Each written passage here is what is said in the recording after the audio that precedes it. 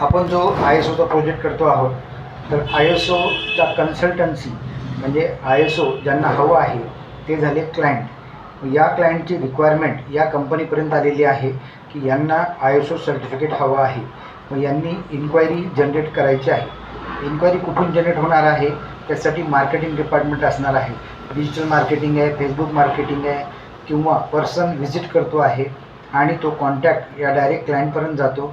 कॉन्टॅक्टमधनं lead येतात आणि लीडमधनं form भरला जातो आणि हे मार्केटिंग डिपार्टमेंट ॲक्टिवेट होतं. या ठिकाणी हा जो CEO काय करतो, हा स्वतः पण एक ॲडमिन आहे आणि तो एक मार्केटिंग मॅनेजरसाठी लॉग इन किंवा ॲडमिन करून देतो आणि त्याच्या अंडरमध्ये असे वेगवेगळ्या एरियामध्ये मार्केटिंगचे लोक असतात. मार्केटिंगमधनं लीड जनरेट झाल्यानंतर ती सेल डिपार्टमेंटकडे जाणार आहे. सेलचा पण एक मॅनेजर आहे ज्याला ॲडमिन केलेला आहे आणि त्याला CEOसाठी रिपोर्टिंग करायची आहे.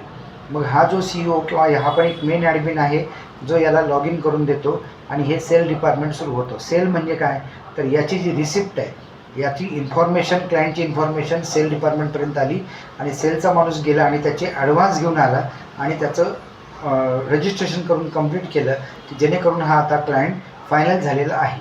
आता याला काय मिळालं पाहिजे, तर या कंपनीकडनं याला डॉक्युमेंट्स मिळाले पाहिजे. तर हे डॉक्युमेंटचं डिपार्टमेंट आहे, ट्रेनिंगचं डिपार्टमेंट आहे, प्रेझेंटेशनचं डिपार्टमेंट आहे. यांच्या अंडरमध्ये जे टीम आहे, तर इथं हा लॉग इन करणार, याला एक वेगळं लॉग इन मिळणार ॲडमिन. याच्या हा काय काय करू शकतो, add document, view document, add training material, view training material करू शकतो आणि याच्यातलं काय काय सेंड करायचं आहे क्लायंटला ते सेंड करू शकतो त्याच्या अंडरच्या टीमद्वारे.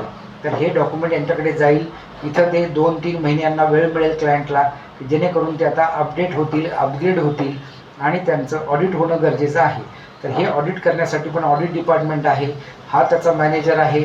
हा मॅनेजर लॉग इन करतो आहे. लॉग इन केल्यानंतर याच्या अंडरमध्ये जे 2-3 आहेत ते सगळं ॲक्च्युली व्हिजिट करतात क्लायंटकडे, ऑडिट करतात आणि त्या ऑडिटचा रिपोर्ट तो याला सबमिट करतात आणि हे सगळे रिपोर्ट शेवटी या CEOपर्यंत किंवा या ॲडमिनपर्यंत मिळतात आणि हा सॅटिस्फाईड झाला की मग त्याला ISO सर्टिफिकेट देण्यासाठी हा मोटिवेट करतो. कोणाला, त्या कंपनीला. समजा ही कंपनी आहे की जी आता याला ISO सर्टिफिकेट देणार आहे, तर दॅट इज हे थर्ड पार्टी लोक आहेत की ही कन्सल्टन्सी आहे, ही डायरेक्ट ऑडिट याला ISO सर्टिफिकेट देत नाही. याला ISO सर्टिफिकेट मिळवून देण्याचं काम यांच्याद्वारे असतं. म्हणजे हे या क्लायंटला आपल्या इलिजिबल करतात. तर असं हे ISOचं सर्टिफिकेशन किंवा ISO कन्सल्टन्सी सिस्टीम. थँक्यू.